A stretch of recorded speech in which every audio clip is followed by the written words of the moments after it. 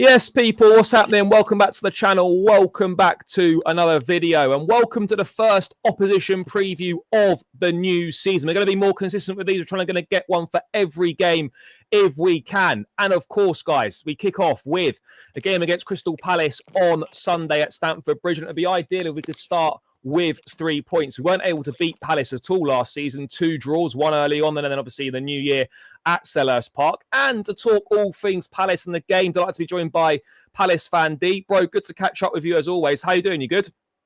Yeah, I'm doing good. Yeah, I'm looking forward to the start of the new season. It's been a hectic few months, but yeah, thank you for having me on. No, it's a pleasure, bro. Obviously, how's the summer been as a Palace fan? You know, it's been like ourselves. You know, 2 trophies in the cabinet since sort of we last spoke last season, which is obviously a good feeling. Great for Palace getting that FA Cup and then winning the Community Shield and whatnot. Other than obviously the situation with the Conference League and whatnot and Europa League, are you happy with how things have gone this summer? You've kept Gerhi so far. You've kept Eberechi Eze. I mean, in terms of signings, yeah, okay, you've added Borna Sosa, the fullback. And you've added Benitez, the keeper, who'll probably be a backup keeper to Dean Henderson. Are you happy with that? Would you have expected a bit more this close to the season? Yeah, 100%. I mean, we've won the FA Cup, won the Community Shield. We've got Oliver Glasgow at the football club. A lot of Palace fans are frustrated about the lack of business because it makes no sense in terms of like not investing right now, because this is the best manager that we've had since getting promoted to the Premier League. So if it's not now, when will it be? We don't need to sign that many players. We need to sign about 2-3 players. So in that regard, it's not like the squad is far off, but it's still been disappointing. You would have liked to sign those players. I think the Europa League situation and the distraction didn't help us. We lost the director of football in Dougie Friedman back in last season. So yeah, it's been a headache. It's been a headache in terms of transfers and off-field issues, to be fair. There's been a lot of them, it feels like anyways. It's been dragging on ever since we won the FA Cup. So yeah, we need a few more players, but we've kept Gehi so far and Eze, which is massive as well, because I think if we keep the current squad as it is, this squad can compete. I mean, we've seen it. This squad can compete with the best teams out there. But saying that, this squad is thin. It needs players to back it up as well, because we're going to be playing in European football. So yeah, if we do sign the 2-3 players that we need, I think we can have a very good season, as well as keeping Gay and Eze. But I don't know how if we can keep both of them or any of them. So we'll have to see. Yeah, I mean, obviously that's kind of the key. I suppose that's what maybe a lot of people are pinning how good Crystal Palace's season's going to be on, is whether, I think, more Eze than Gerhi. You might correct me if I'm wrong, but would you say out of the two, it's more essential you keep Eze than Gerhi? I would say so. I've always had this thinking that it's easier to replace defenders than it is with creative number 10s.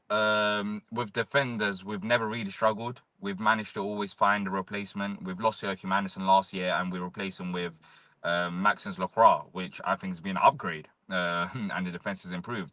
Gehi loss would be massive. Don't get me wrong; he's an England starter. He's our best defender, but he's only got 1 year left in his deal. So if we were to lose one of those players, it would make sense to lose Gehi, because if we don't lose him now, we'll lose him next summer for free. But saying that, I don't think Gehi's even too keen to leave himself, because he's got the opportunities next summer to go and branch out, maybe even to Europe. There's been suggestions that Barcelona are looking at him, as well as Juventus. So it's a World Cup year. He needs to be playing week in, week out. He's going to do that at Palace. He's the captain of Palace. He's going to be getting selected for England. And ideally, he leaves next summer for free. That's his best case scenario. But for Palace, I don't think we want to lose him on the free. So I don't know what happens there, because it's not just all on Palace's court. It's on Gay as well. So if Gay doesn't want to leave, then what can we realistically do? But I think Gay is not like opposed to leaving at all. I think he can leave, but it's about getting assurances about playing time, and I'm not too sure if Liverpool can do that. I don't know if Chelsea can do that. I know Chelsea haven't been really linked with him, but maybe we could find a better deal for Chelsea, considering that we got, because of the clauses, the profits that you lot would be getting if we were to sell him to another club. So maybe we could negotiate a better deal. So yeah, I mean, Eze is important. I think Eze right now, I've said all along, Arsenal or Tottenham are not serious enough.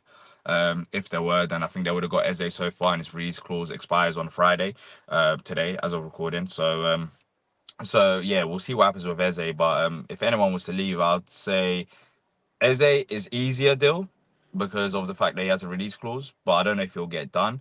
But I think Gay, he's the one that the club are really looking at saying, can we get anything for him this summer? Yeah.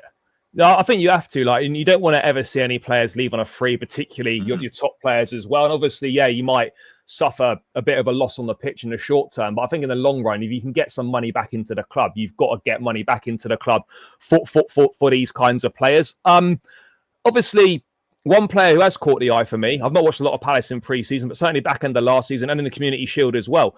Do you feel that this could be a bit of a breakthrough season, a bit of a breakout season for Ismaila Sarr? Because I'm liking the look of him from what I've seen. I've not seen anywhere near as much of him as you have, but I'm really liking what I've seen from him in pre-season, back end of last season, and sort of feel like maybe this guy could have a big year. I thought he had a great year last year. I think now he's going to get noticed more by the neutrals. I think he was Michael Elise's replacement.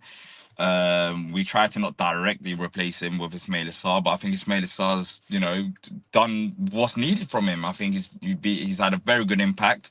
It was said that when he first joined us that as long as he's happy at the club, he's going to be producing, and that's been the case.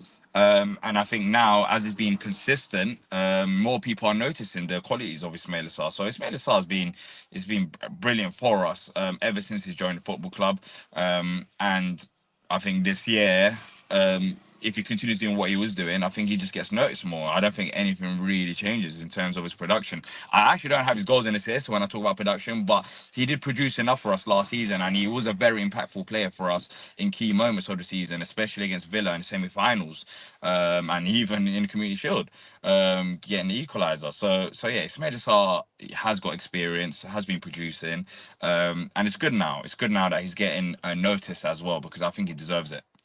No, absolutely, mate. And then in terms of, before we get onto the game, just briefly, what are the expectations for Palace this season? Obviously, you kind of tend to finish, generally speaking, mid-table. You've got that taste of silverware now, winning the FA Cup, Community Shield.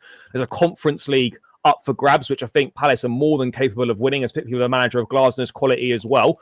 What are the aims? Do you think it's win the Conference League and just kind of try and improve in the league? What do you think the aims are heading into the season for you? Well, I think the aims of the manager, it sounds crazy, is to go for all four competitions. That's the aims of the manager, and he means it as well. I don't think we will go for all four competitions, but that's the aims, and that's the message he gives to the players, and that's the reason how we won the FA Cup and we won the Community Shield. I think for me, realistically, I'll take another 12th, 13th place finish in the Premier League if we won the Conference League. Of course, you lot won it last year, but for us, it would be massive. It would be absolutely massive to win the FA Cup, Community Shield, as well as the Conference League. And I think we've got good enough players if we keep Eze and Gay here as well. And I've always had this thinking of, if Wharton is worth how much we say he's worth, if Eze is as good as he is, if Gay is good as he is, well, all these big clubs want him, but we've got them right now. So why can't we go for a trophy? And we saw it last year. We managed to beat Man City in the cup final. So I think in the Conference League, if we do keep these players, I think we should have a good chance to go far out. I don't really care about finishing 8th or 12th or 13th, because that experience, of course, you've experienced it many times and you've experienced all of the competitions. But for Palace, I've never experienced us winning a trophy, and that experience after the City game was unreal. I'd love to, and even the Community Shield was unreal. I'd love to experience that again for finishing 13th, 14th. It doesn't really make a difference if we finish, well, financially it does, but it doesn't really make a difference if we finish 7th, 8th, 9th, 10th. If we win the Conference League, then we get Europa League anyways. And next year we will actually get Europa League if we do win the Conference League, because John Textor is not involved at the football club. So yeah, I think my main focus is just to be in the Premier League next year, stay up. Ideally, I'm better than stay up, but 12th, 13th, and go all out for the Conference League.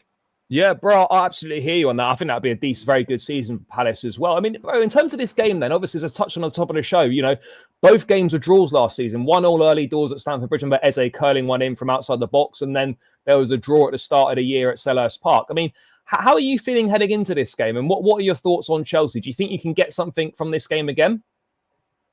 I think we can, but I'm not naive enough to think, we can go Stamford Bridge and just beat you lot. I think if everything goes in our favor, yes, I think you lot are you are a good side. You was a decent side last year, and I think now Maresca understands the players a bit better. You've improved in positions that you need to improve on. You brought in some quality players. You've sold well as well, which is of course the reason why you are able to spend as much as you are. But I don't think it's going to be easy. I think last year when we went to Stamford Bridge, it was a different Palace side because at the start of the season, I don't know if you remember, but we didn't win a game up until game week 9. And I Yeah. think that was one of those games where we played and where we didn't win. And Eze scored a brilliant goal, but it was the overall performance. It wasn't awful, but it wasn't the Palace that we know as of now. So if we can go as a more of an improved Palace side to Stamford Bridge than we done last time where we got a draw, I think we've got a chance of winning. But I won't be upset if we were to lose. I'm realistic as well. Like I'll take a point. I just don't want to start the season with a loss. But for you lot at home, if you want to go for, I don't know, let's say the title or anything in that regards, then you have to be, I guess, beating the likes of Palace. Because these are one of those games where at end of the season the points tally adds up. It might be game week 1, yeah, the season's not ended today, but every game is massive. So I think from a Chelsea perspective, you lot will be looking to win, and from a Palace perspective, it might sound weird, but we're also looking to win as well. We've only lost 5 games so far in 2025, I believe. So we've got a decent record so far this year. Ever since we've kind of gone into form, we've continued, and that's the main reason why we beat Liverpool, because we still got the same squad, and we went out there with the same squad that won the FA Cup. And for this game, there's one injury, which is Daichi Kamada in midfield. So I guess Will Hughes comes in. But apart from that, I think I already know the starting 11. Like everything's going to be predictable because that's the team that goes out there and gets the job done. Yeah, and I think there's a lot to be said for that as well. Keeping, obviously you want more signings, but actually just as important can be keeping the bulk of that squad together. They know how to play. They obviously another year under Glasner, and that continuity is just as important as well. I mean, I look at Palace, and there's big threats in that team. I love Adam Wharton in midfield. I think he's a top player. You've got Mateta up front, who's a handful, scores goals. Ismail Assar, that we've talked about, defensively solid. Dean Henderson in goal, really, showing what he's about. This is not an easy game for Chelsea at all. And you're absolutely right, bro. If we've got aspirations of challenging for the title, winning the title, you have to win games like this against your likes of your Crystal Palaces at home. However, I think we'll find out this season, like we saw last season, anybody can beat anyone in the Premier League. There's no easy games. Like if you're just like 1% off what you need to be at, you won't get the results that you need. But would you look at how do you expect Glasner to approach this from a tactical perspective? I mean, what do Chelsea need to look out for? You're going to sort of play on the break in transitions. What should we be looking out for? Threat from set pieces? And that sort of thing, because our defending has not been amazing from set pieces. Look, Mateta's obviously strong in the air. Palace can play the ball on the deck. They can play good football. They can play nicely. But yeah, we should be winning this. I think we've got the players to cause all sorts of problems. But again, at the end of the day, it's going to depend on, are we going to take our chances? Can we take advantage when we're on top as well? Because I think there'll be times in the game when we are in the ascendancy, when we are on top in the game. And that's going to be... It's going to be tricky. It is going to be tricky. Can we contain Palace? They're going to be full of confidence. They've got that winning feeling, trophies in the cabinet and all sorts, They're going to be coming here full of confidence, and they will see Chelsea as an opportunity for them to put down a marker for the start of the season.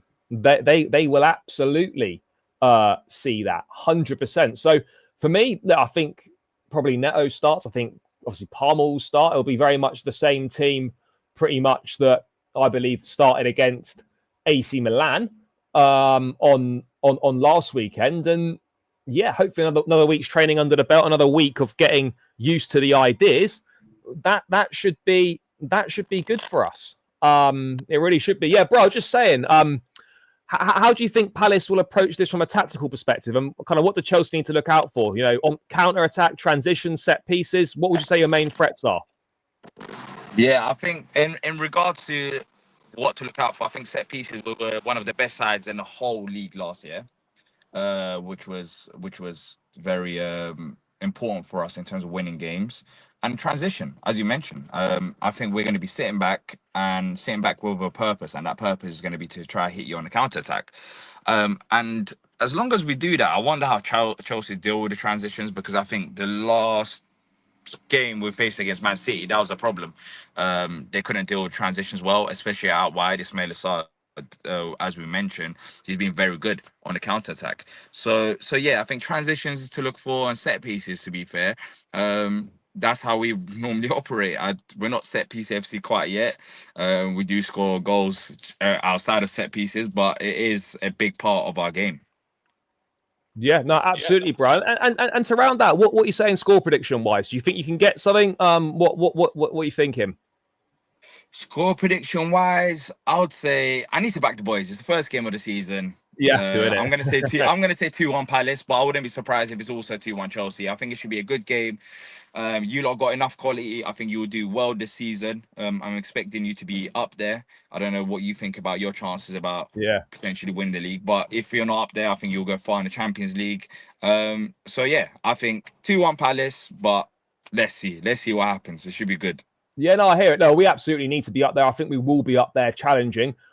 I agree with you in the scoreline, but I'm going the other way around. I think it'll be a real tight game. I'm going to go for a 2-1 Chelsea. But as I say, I think this should be a good game of football. Loads of quality on show on both sides. But I think we've just got enough to nick it. But it also wouldn't totally surprise me if it ended up as like a 1-1 draw or something like it was last season. I could see that. But I'm going to back Chelsea. I think we've got enough. But, bro, thank you so much for your time. As always, greatly appreciated. If people want to check out what you're doing and stuff, where should they go? Yeah, so thank you for having me on. So Back of the Nest on YouTube and all social media platforms will be doing reactions and previews as well.